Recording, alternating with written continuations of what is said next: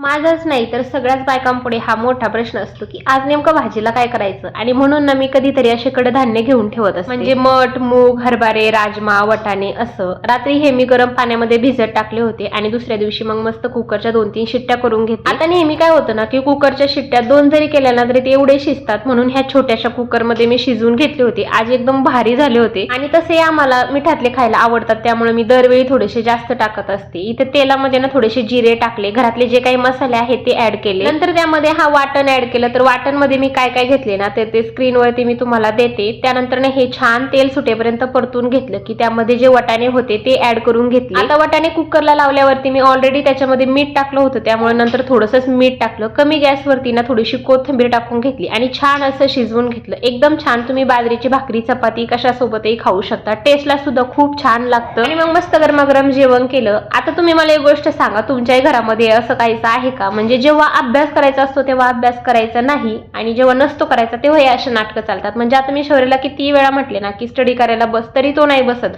पण दक्षूचं असं आहे की नाही मला अभ्यास करायचा आहे असं, आणि त्याचे पुस्तक असे ओढत असतो. आणि थोडंसं जरी ओरडलं ना तर एकदम डोळ्यामध्ये पटकन पाणी येतं. तुमच्या घरामध्ये असंच आहे? त्याला मग ही गोष्ट तुम्ही मला कमेंटद्वारे कळवा. आपण भेटू उद्याच्या व्हिडिओमध्ये.